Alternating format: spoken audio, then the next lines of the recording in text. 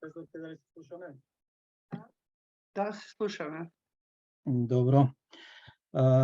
Почитувани слушатели на Македонската радио програма 3 пати Z, денес интервју водиме со професорката од Институтот за национална историја на Македонија, професор доктор Катерина Тодоровска. Професорке, добар ден на вас и уште еднаш добре дојдовте на Македонската радио програма. Добар ден и вам и на сите слушатели. Ви благодариме. Веќе ни станавте пријатен гостин на брановите на Македонската радио програма. Понатаму ќе продолжиме со соработката, затоа што видувањата на македонскиот народ овде во Австралија и вашите ставови се совпаѓаат комплетно. Задоволството е мое. Да, ви благодариме за тоа. Пред интервјуто зборувавме со вас дека вие вчера бевте во Пиринскиот дел на Македонија и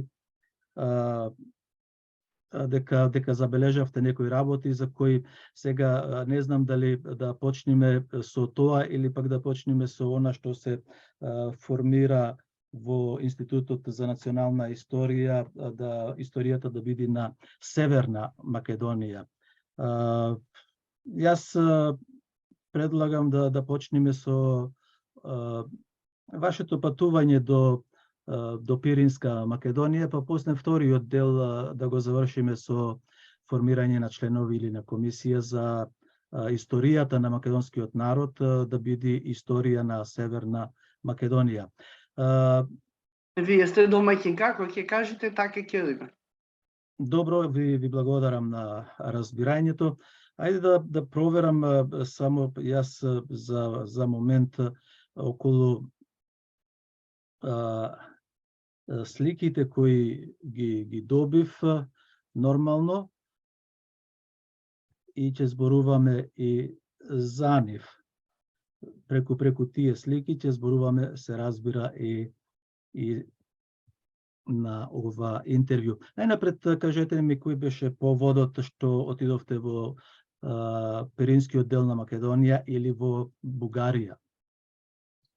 Добро, јас не вообичајувам јас не вообичајувам да кажувам дека сум во Бугарија, бидејќи мојот сопруг е од Пиринска Македонија и бевме кај едни негови роднини. Нормално, при тоа бевме и до Руженскиот манастир, бидејќи неговите баба и дедо по мајчина страна се од Рожен. Така што нормално не пропуштивме да го видиме и Руженскиот манастир, бидејќи тој навистина вреди да се види. И при тоа го посетивме и гробот на Јане Сандански. И она што веднаш, знаете, и вие сте историчар, јас сум историчар, што ние забележуваме, тоа е кога ќе видите некој фалсификат, не можете да не го забележите, не можете да не го видите. Така што јас буквално бев можеби не разочарана, туку понижена, затоа што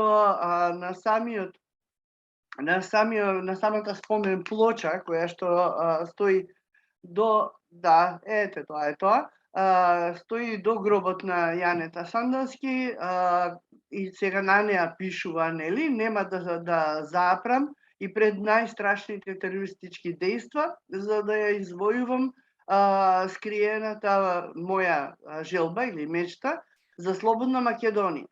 И во меѓувреме, сега нормално, бугариве така насрчени дека Македонија е бугарска, избришале Македонија, значи слободна Македонија стоеше, сега стои слободна бугарска Македонија. Нешто што никогаш го немало и нешто што нема никаква допирна точка со вистината. Тоа е бугарска, слободна българска Македонија. Напишале луѓето, мислам, тоа е фалсификат од невиден размер.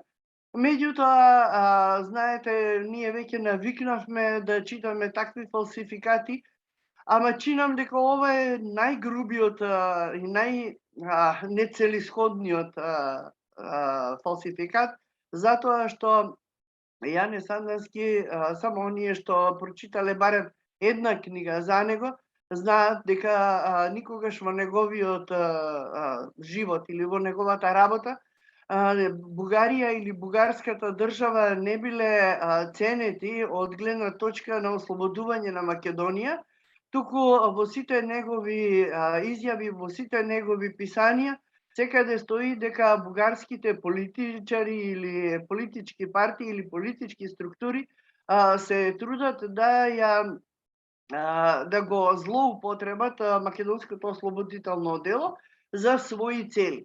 Така што Јане Сандовски да има кажано дека тој би се борел за слободна бугарска Македонија, тоа е само во главата на тој што го правел овој фалсификат. И лично мене, ако ме прашате, кога веќе сакале да фалсификуваат, ќе било многу поцелисходно да земат и целата таа плоча да ја сменат и со сите тие со истите, ете, тоа е таа плоча, сите елементи на неа да останат, меѓутоа црниот дел да го преработат, така што тој фалсификат кој што го направиле, веројатно немаше да биде толку очебиен колку што сега веќе е видлив. Бевме таму со неколкумина наши пријатели.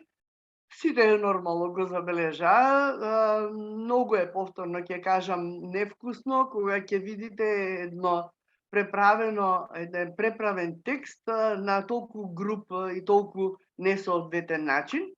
Така што зборот ми беше дека сакајќи да си направат дека нели ете Јане Сандовски или Пиринскиот цар бил многу загрижен за бугарска Македонија, тие си направиле контрауслуга, затоа што и најголемиот лаик и најголемиот непознавач на историјата или непознавач на делото и животот на Јане Сандовски ќе го забележи овој груп или смешен, ајде да не речам фалсификат. Имате податоци од кога е направен овој фалсификат? Видете, еве сега јас ќе ви кажам една многу кратка историја околу тоа вечно почивалиште на Јане Сандовски. До 1965, значи ова се податоци кои што јас ги добивам директно од Пиринци. До 1965 година на гробот на Јане Сандовски постоел само еден крст и на него пишува го подига негов пријател. Во 1965 година, ова се работи кои што после ќе се барам сликата само. Меѓутоа, меѓутоа, ете, тоа е гробот, да. Во 65-та година Македонската радиотелевизија испратила своја делегација во Рожен за да види, односно, да сними како е заштитен, да речеме, гробот на Јане Сандовски. И тогаш е снимено од, кажувам, екипата на Македонската радиотелевизија, тој таков крст и целиот процес потоа почнува да се отклопчува клопчето и се кажува дека бугарите немаат никакво почитување кон македонските револуционери, дека е срамно за бугарската држава да се однесува вака кон еден од најголемите македонски патриоти и такви работи. Тие после тоа, значи зборувам 1965-та. До тогаш Јане Сандовски за нив ништо не значи. 65-та, значи после тоа го направиле спомен од бележјето, со тоа што на Ова што е на плочата сликата, професор? Ова што е на сликата? Ова е на сликата, да, ова е гробот фактички на Јане Сандовски. Тоа е она место каде што не ги пуштаат македонците да одат да положат венци, кога се чествува или неговиот роденден или неговото загинување. Така што самиот чин на забрана на македонците од Пиринска Македонија да го посетат гробот на Јане Сандовски доволно говори дека тие не сакаат македонскиот дух, односно македонското дело, да го слават оние кои што бугарската држава не ги признава. За бугарската држава нели македонци во Бугарија не постојат, така што тие не можат дури ни на неговиот гроб да дојдат да положат свежо цвеќе, на двата од неговите најважни, значи, датуми во животот. Меѓутоа, ете, другите денови е слободно, доста народ оди, реално таму имаше повеќе од македонци отколку бугари. Сите тие се од Пиринска Македонија. Во Мелник има многу убави македонски куќи кои што се реновирани, направени како хотели, па може и таму да се престојува. Меѓутоа, она што ќе го забележите, ако порано можевте да слушате македонска музика во тие ресторани и хотели, сега веќе тоа го нема. Затоа пак ќе чуете малку повеќе странска музика, меѓутоа нешто многу малку бугарска, ама македонската песна нема да ја чуете. Тоа е од државата или забрането од државата или тоа е? Не можам да кажам, бидејќи не прашав, бидејќи ние често одиме во Пиринска Македонија. Таму се корените на мојот сопруг и по таткова и по мајчина линија и одиме, ете, татко му е од Елешница во Разлог, мајката, значи свекрвата моја е од Рожен и ние често сме таму кај нивните роднини и тоа е многу забележително. Значи тоа и во Елешница, во Разлог и во Рожен. Дали сте имале некои проблеми на границата како научник или историчар, така? Не. Тоа не. Никогаш, значи, нема. Ниту, да речеме, добро, сега јас се движам таму меѓу македонци, така што не би можело да имам ни некакви проблеми. Од друга страна, пред, значи, 2 дена со Стојко Стојков се видовме, поразговаравме. Има една негова многу убава нова книга за Вапцаров. Ете, јас би сакала вие да го имате како ваш гостин, јас мислам дека и често го викате. Да, во петок ќе види, во петок. Тој уште попластично би ви објаснил како живеат македонците во Бугарија сега.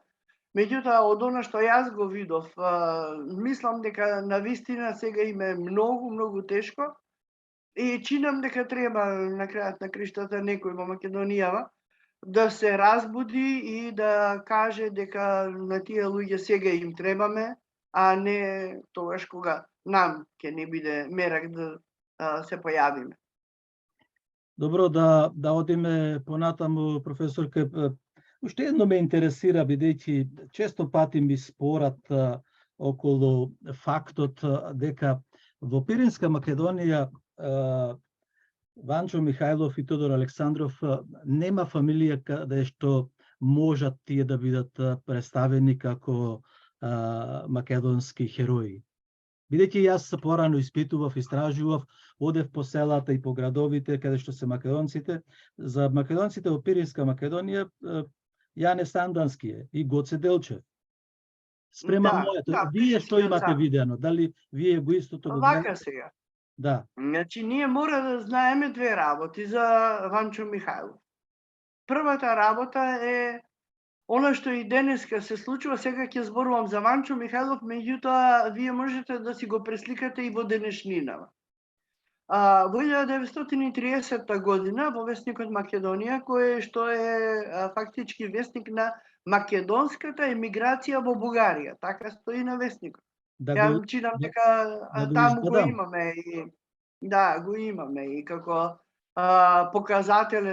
показателен пример, визуелно можеме на нашите слушатели, односно гледачи, да им го прикажеме. Каде да почнам? Тоа е Македонија, весникот треба да е подолу некаде, не е како весник, само насловот стои.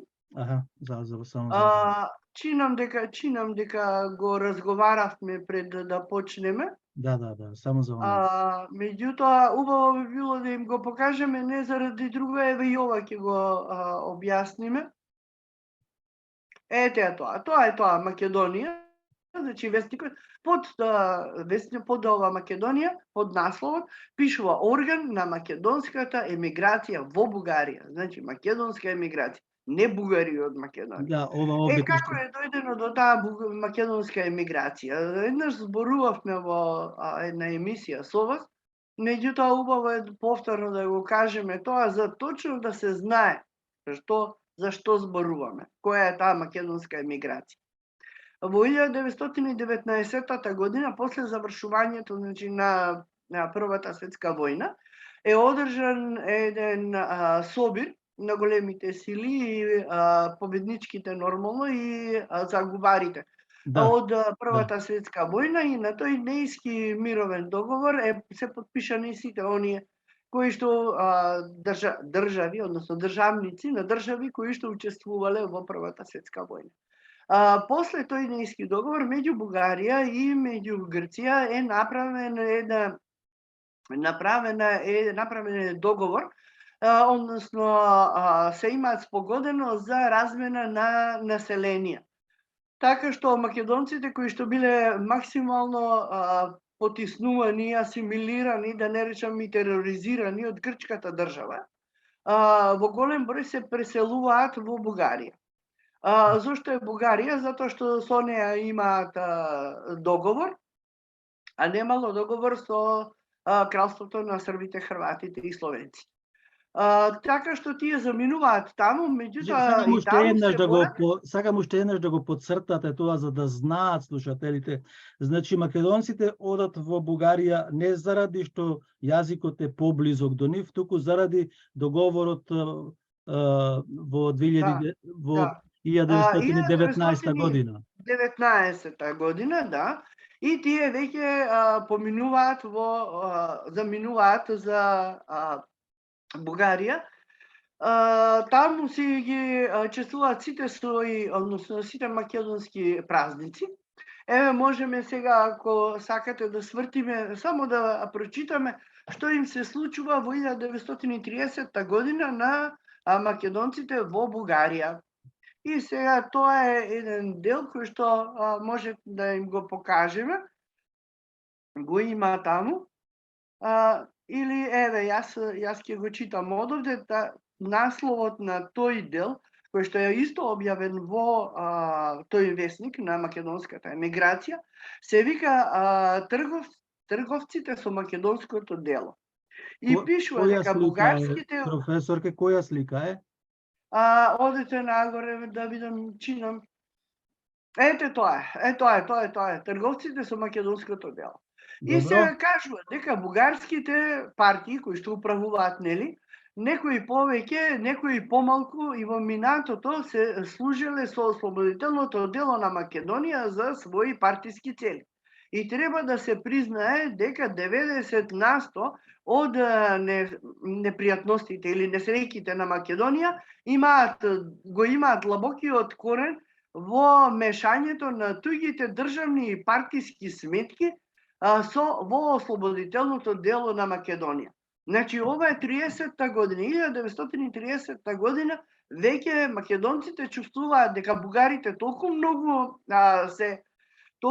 се настојчиви за македонското дело да го прикажат како бугарско, што тие веќе реагираат во неколку надписи, мислам, во неколку продолженија е надписот, меѓутоа почетокот на самиот надпис е ова. Кога веќе почнуваат македонците да реагираат на се она што им се случува во Бугарија, тие мислеле, од некоја причина дека во Бугарија ќе имаат разбирање за ослободителното нормално дело.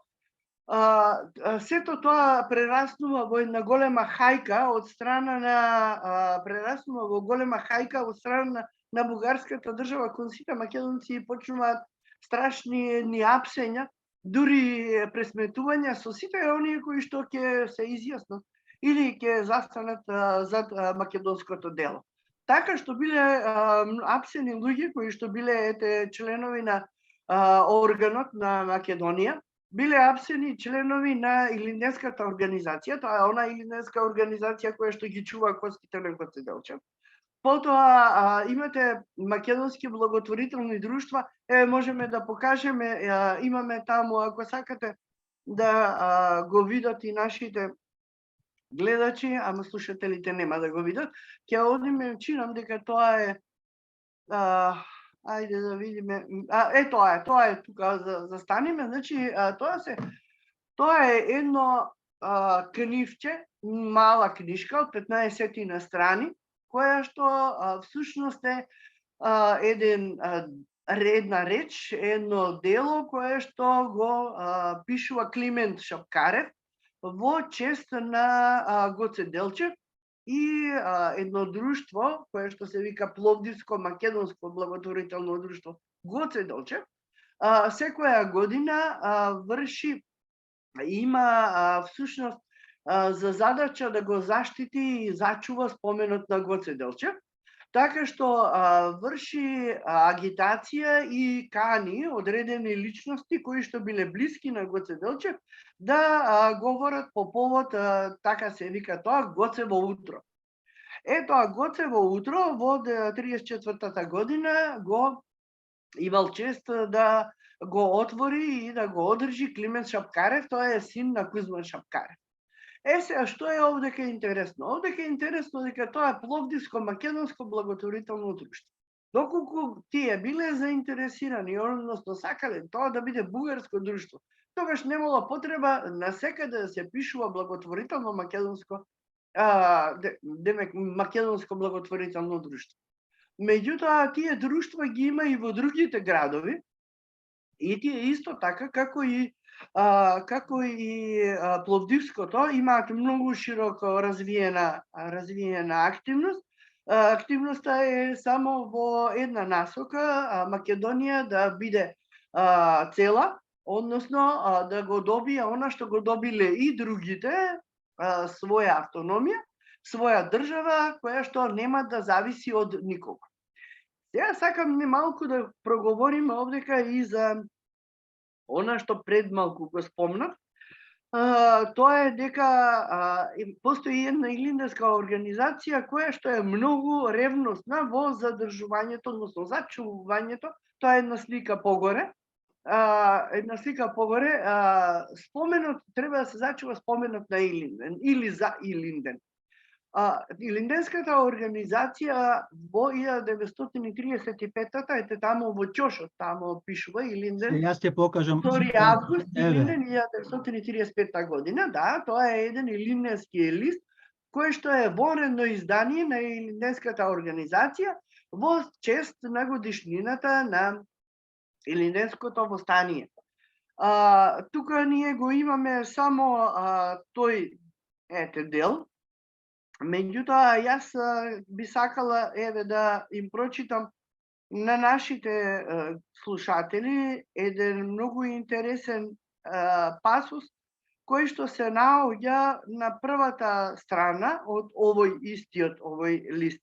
Значи, вика вака: изминаа веќе 32 години од тој голем ден, Илинденското востание од 1903 година, кога македонскиот роб реши еднодушно да го скрши вековното турско робство.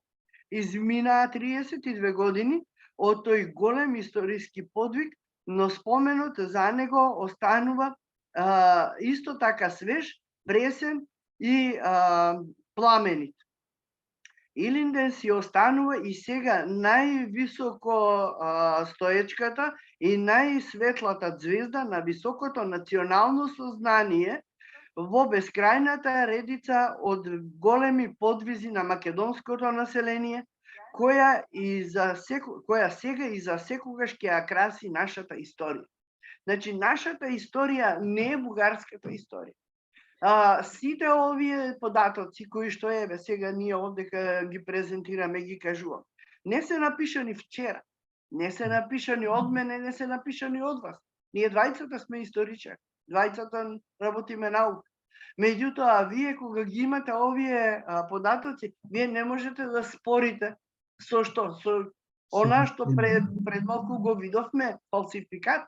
Не можете да спорите и да барате извинувања или да барате било какви аргументи во фалсификати. Тамо во историјата фалсификатот не работи така. Значи не работи никако. Професор, Сакам тука да објасните за сликата, за знамето. Овде пишува македонското знаме 1903 година од Струга. Од Струга, да. Струшкото или линденско знаме. Да, значи има повеќе знамиња. Основното на сите е што презентацијата е девојка на која што го носи, која што вее едно знаме, слобода или смрт. Таква е презентацијата на сите знамиња кои што се од револуционерните окрузи. Обично ги имаат, тие се сите рачно везени, рачно изработени знамиња од жени кои што или имаат некој свој во четите, или само така сакаат да придонесат во ослободителното дело. Значи, тие знамиња се везеле многу тајно, не смеел никој да знае, бидејќи доколку се разберело, веднаш следувало казната била смрт. Значи, вие не можете, ова не можете да го фалсификувате, не можете сега знамето да го измените, затоа што го има, постои тука. Тоа знаме е од еден дел на Македонија, каде што исто така револуционерното дело си има и своји корени, си има и своја патека на движење. И едноставно, ваквите знамиња се чуваат во македонските музеи. Чинам дека имаше и некоја книга, сега не можам во моментов да се сетам на авторот, имаше и линденски знамиња. Ама не можам точно да се сетам кој беше автор. Евентуално да си земам за обврска да го најдам тоа за некој следен пат. Меѓутоа, меѓутоа основата е тоа, дека секаде, значи секој било каков елемент кој што значел нешто во македонската револуционерна борба е рачно работен и трајно зачуван. Понатаму, која слика ќе ја анализираме? Да видиме, ајде што имаме. Ние имаме многу материјали за анализирање, меѓутоа проблемот е што ние немаме толку време колку што можеме да зборуваме. Што сакам да кажем, значи оно што го разговаравме пред самиот почеток на емисијата, дека материјалите се премногу бројни за да си дозволи некој од некоја и некаква комисија нас да не бербати и да не прави дека навистина сме сирачиња со документи. Еве ова ќе го искоментираме. Малку погоре, гледате тука дека само малку пишува македонската емиграција во Бугарија, лошо сум го сликала, меѓутоа се гледа македонската емиграција во Бугарија на најгорниот дел на сликата. Ова се всушност луѓето кои што го слават Илинден и одржуваат во црквата Света Недела во Софија секоја година по повод Илинденското востание, панихида за загинатите и положуваат венци на спомениците на паднатите револуционери.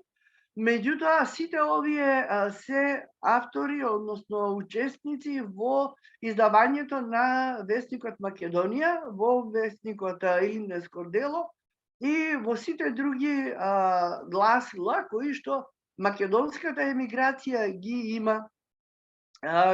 има издавано во тие години после 1920 година. Тоа се исто така, тие се македонските иселеници, односно бежанци, како што и таму ги пишу. Што е интересно сега за оваа втората фотографија, македонците чувствувале потреба да се направи еден македонски дом. Тој македонски дом, тоа е за македонскиот дом. Тие одбрале една парцела во сред Софија, таа ја откупиле, значи сето тоа е направено со пари на македонци, да се разбереме. Значи, оние од Илинденската организација и сите други кои што сакале да помогнат да се изгради македонскиот дом. Ова е, значи, моментот кога попот, а таму го пишува и името на попот, мислам во текстот, сега овдека ние само ги коментираме сликите затоа што ете визуелниот дел некако да им остане повеќе во сеќавање на нашите следачи кои што не следат на Facebook и кои што потоа може да ја гледаат емисијава. Што значи ова направена првата копка? Дека е поставен камен темелник на македонскиот дом. Направено, да, осветено е местото, ете го на средина го гледате попот, тој го е овдека на средина, малце погоре, ајде уште малце, ете го попот. Значи, попот го осветува местото за македонскиот дом и сега што е поентата на тој македонски дом. Таму требало да има, значи, целиот тој процес го водат македонци, од архитекти, од градежни инженери, интелигенцијата целосна која што таму ја имала македонската емиграција, сакам да кажам, значи интелектуалци кои што се занимавале од различни области и требало во тој македонски дом да има ни помалку ни повеќе по една канцеларија за секој од македонските друштва, вклучително ете и она што пред малку го зборувавме Пловдивското друштво. Таму пишува, значи во текстот по повод македонскиот дом, дека секое друштво има многу, значи по стотици членови кои што доаѓаат во Софија, да речеме, по одредена задача или по одреден повод. Така што тие предвиделе дека за секое такво друштво треба да има по една соба каде да се сместат, за да не плаќаат хотели, да не одат по пријатели, меѓутоа да се чувствуваат комотно додека престојуваат во Софија. Македонскиот дом е исклучително интересен. Еве, лично јас дури мислам дека заслужува да се напише и една многу убава статија за него. Чинам дека нема човек кој што бил во Софија, а не застанал пред таа зграда. Меѓутоа, не знаат ни како се случило, ни каква е историјата на зградата. Она што најважно е, сега, ете во јас во моментот би сакала да го кажам, тоа е дека имам јас една фотографија, не знам ако ја пратам дали веднаш ќе може да се презентира. Можеме ли да ја пратам, да ја видите како изгледа, сега овде пишува идниот, бедештиот македонски дом во Софија. Значи, тоа е многу интересна една фотографија, зданието е она кое што сите ние кога одиме во Софија го гледаме, меѓутоа ретко кој или ретко каде ќе сретнете зошто и како е направен тој дом, освен нормално што вам ќе ви кажат бугарите дека тоа е, демек, нели, многу важен објект за бугарската историја. Ако може да го прикажеме, би било убаво. Ако не може, можете во некоја следна прилика целокупната историја да ја презентираме. Инаку за овој македонски дом, како што реков, целокупната документација од ископот до завршувањето ја прават македонци, архитект е исто така македонец. Во тој македонски дом има една голема сала, има и се уште ја има. Така што мене ми е поентата да кажам дека како сериозни граѓани на една држава во која што тие дошле да живеат, дури вложувале во името на македонското дело, не вложувале во име на бугарското дело. Таму пишува дека ова ќе биде вака, ќе изгледа македонскиот дом.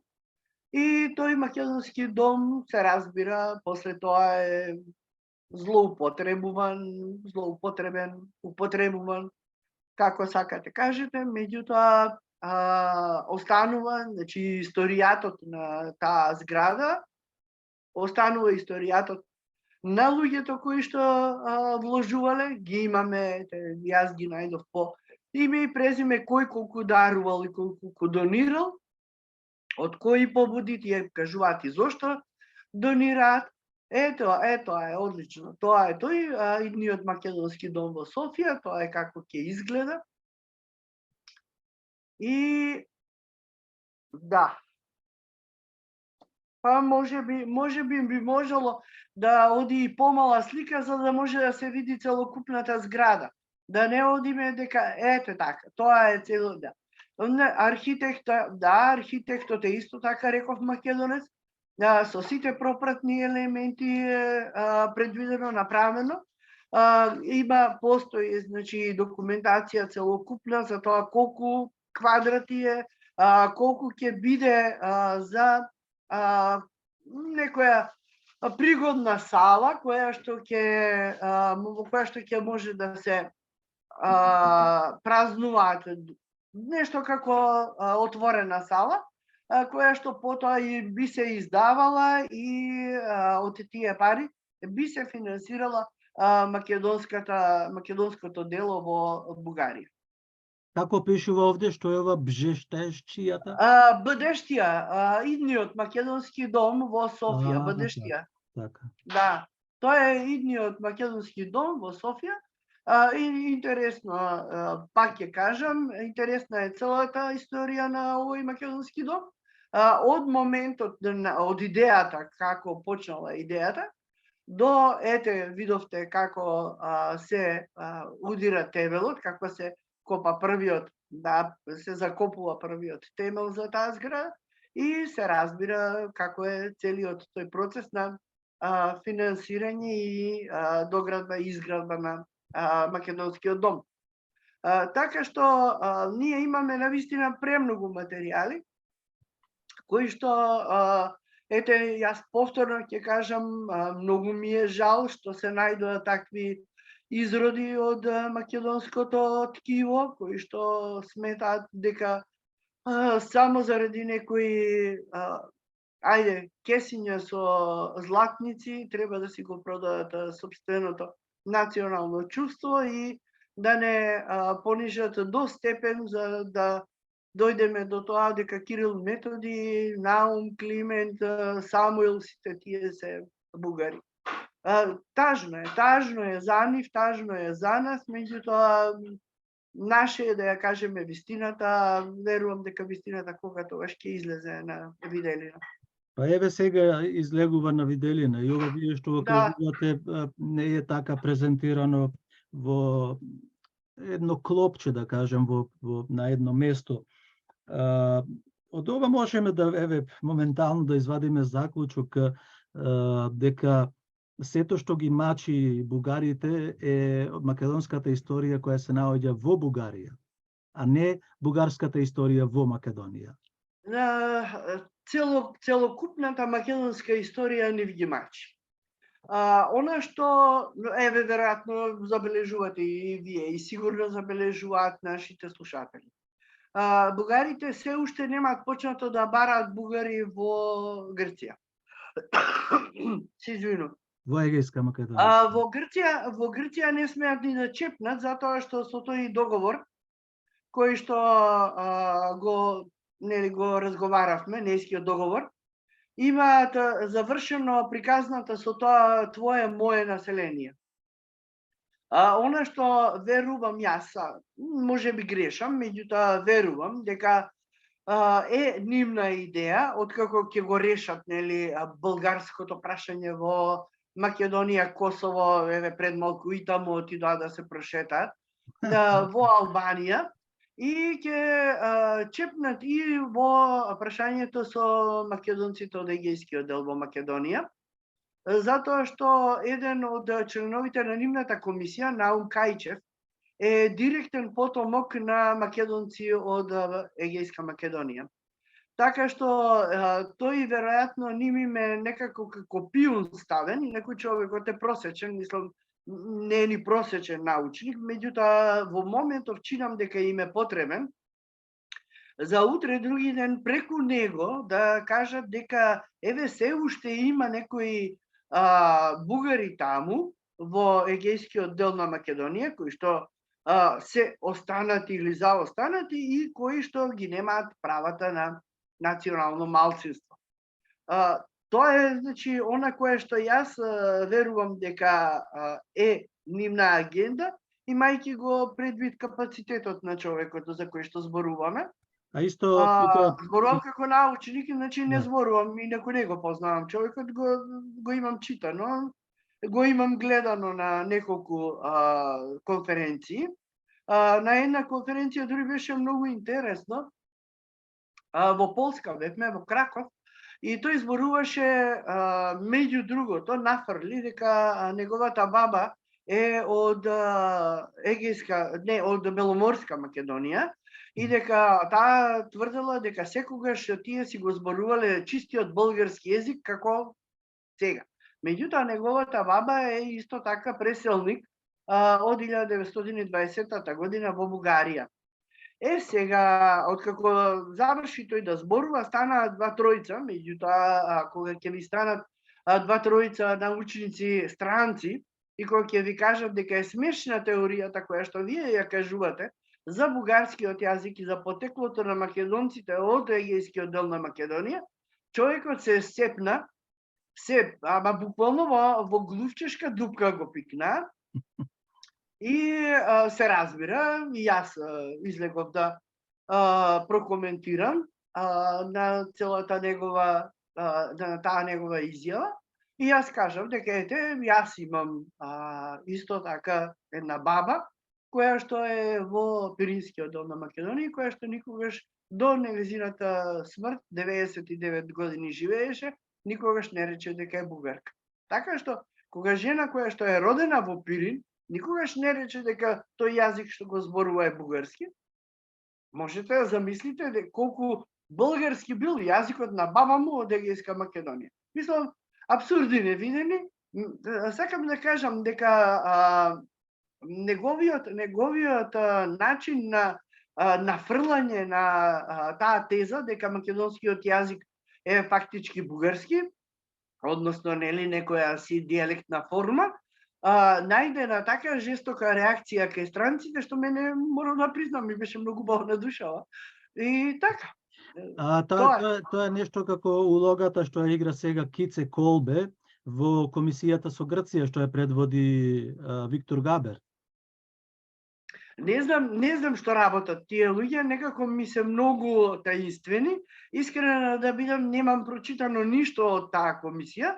Од овие ги прочитавме тие протоколите кои што беа чист фалсификат, кои што се срамно, не знам јас која душичка ги пишувала и со колку знаење ги пишувала, меѓутоа таа индивидуа вие повеќе треба да ја жалите отколку овие во комисијата, затоа што го наседнале некого да напише нешто што појма немал. Во тие протоколи пишува, меѓутоа не само во протоколите, туку и во записниците, пишува дека во 2017 година председателот Ѓорѓе Иванов на Република Северна Македонија, замислете сега, самиот договор е подпишан 2018. Како 2017 Ѓорѓе Иванов бил председател на Република Северна Македонија? Знаете, кога работите историја, не може да ви изложат. Не може да ве насамара. Историјата. Ама добро, двајца сме историчари, знаеме што работиме. Значи, и знаеме колку е тежок секој наш збор. Ако ние кажеме дека Илинденскиот лист е Илинденски лист излегуван од македонската емиграција во Бугарија, тоа мора да е така и мора да е подкрепено. Зошто? Затоа што утре други ден ќе излезе некој друг и ќе рече, еве прочитајте, овде не пишува македонската емиграција. Меѓутоа ние, фала Богу, ги имаме материјалите, па секако што е, така си кажуваме. Реков јас, професорке, дека македонската историја се наоѓа во Бугарија и од ова што презентиравме, меѓутоа знаеме ние и пошироко дека е така, но ние да се задржиме на оваа тема што презентиравме пред слушателите и на социјалните мрежи на Фејсбукот. Сакам да го завршиме интервјуто со формирање на тие комисии политички во Македонија. Сега не знам дали дали е ова научна друга комисија и дали е конечно формирана во Институтот за национална историја. Историјата на македонскиот народ да биде историја на Република Северна Македонија. 4 години историја, значи. Значи што зборуваме? Повторно ќе кажам, ние како историчари не смееме да бидеме ниту баба Вања, ниту да гледаме на графчиња. Ние мораме да бидеме децидни. Се работи за една меѓународна комисија, се вика Фраскатиева комисија. Дениве во македонските медиуми излезе дека по некој Фраскати, не знам по кого. Фраскатиевата комисија е наречена според градот, каде што прв пат е одржан еден состанок, тоа е во близината на Рим. Градчето се вика Фраскати и врз основа на тоа е наречена и таа комисија, која што е комисија за рангирање, односно степенување на значењето на научните области. Јас во еден период имав многу големи кавги и по Фејсбуци и секаде, докажувајќи дека историјата е хуманитарна наука, не е општествена. Ние никако да сватиме или никако да сакаме да признаеме дека не знаеме, па дај да го чуеме оној што знае. Значи, Фраскатиевата комисија е одамна и таа е на ниво на меѓународна комисија. Во таква Фраскатиева комисија, која што ја имало во Македонија, еве јас лично не знаев дека ја имаме и ние, имало и член на Институтот за национална историја. Значи, тоа како комисија не е комисија на Институт за национална историја, туку е институт на државата Република Македонија. Што е интересно? Интересно е дека можеби е по соодветен збор тажно и жално, дека ние појма немавме, имаме или немаме човек во таа комисија, што работи комисијата, како ги работи тие работи, што ги работи, немавме информација воопшто дека Институтот за национална историја на било кој начин учествува во таа Фраскатиева комисија. И што се случи? Се случи дека во еден период, пред некое време, новинари се јавија, еве и кај мене се јавија и ме праша што мислам за тоа што го кажал представникот на Институтот за национална историја, за да се изучува историјата само како историја на Република Северна Македонија. Јас кажав дека јас немам никаква информација.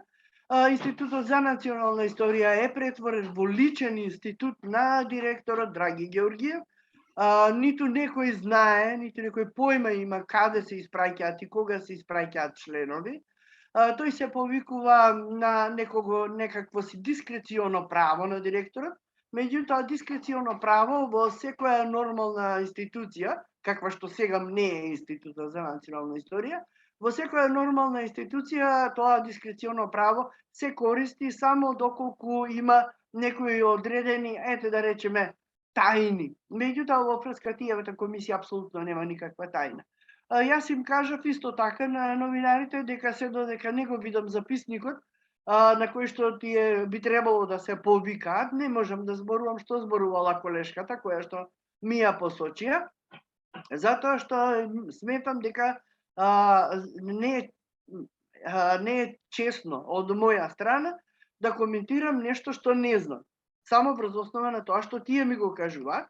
Знаете, паричката секогаш има две страни. На едната е главата, на другата е петката или бројката. Меѓутоа, мене не ми се случило или не сакам да прифатам дека ако вие мене ми ја покажете петката, јас треба да верувам дека таа паричка има само петка.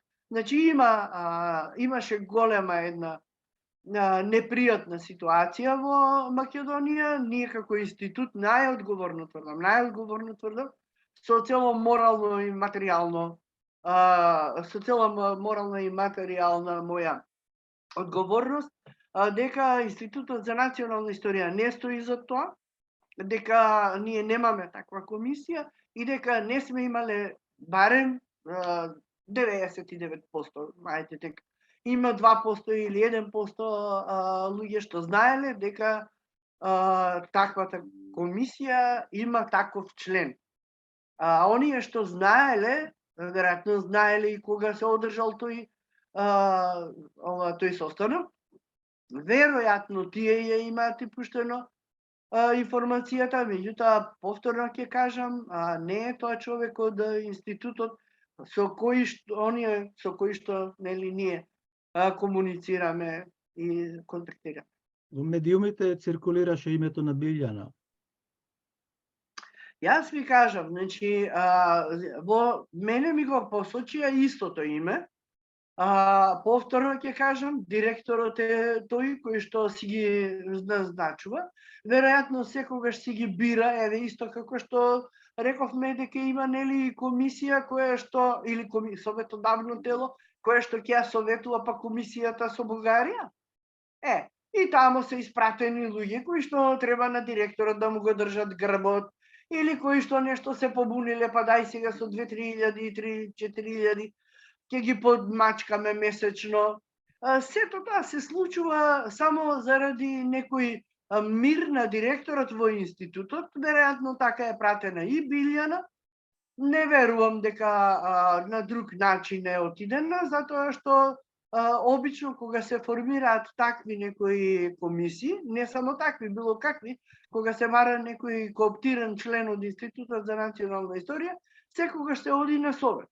Советот потоа избира човек кој што нормално за одредени, затоа и фактички се буневме ние за таа комисија со Бугарија, затоа што реално во таа комисија требаше прво да не се нафати никој да учествува. Тоа е првата работа, затоа што е срамота вие да зборувате за идентитетот на некој друг. Доколку сакате вие самиот да си го смените, тоа е ваше право, меѓутоа мене или на грото од народот во Македонија не можете да му го менувате. Ете, се нафатија некои си, меѓутоа тие повторно беа избрани на тој начин. Да му го држат грбот на директорот, знаете како сето тоа ќе заврши, знаеме и ние. Драго ни е, мене лично, многу ми е драго што се изфилтрираа некои работи. Добив информација, односно и покана добив за утре во 12 на Земјоделски факултет за дебата една по повод сите овие случувања од Зафраскиевата комисија, така што ќе видиме утре во 12 што ќе кажат, што рекле, што е запишано и што е вистината на крајот на краиштата, бидејќи тука сме за да ја кажеме и да ја знаеме вистината. Професорке, мислам дека дојдовме до крајот на нашата радио програма. Благодарам многу за информациите, особено за она што ни прикажавте со вашите документирани податоци од архивот и ова последното. Благодарам многу и се слушаме во некоја наредна наша емисија. Ви благодарам и јас вам за поканата. Се слушаме, се најдобро. Пријатно.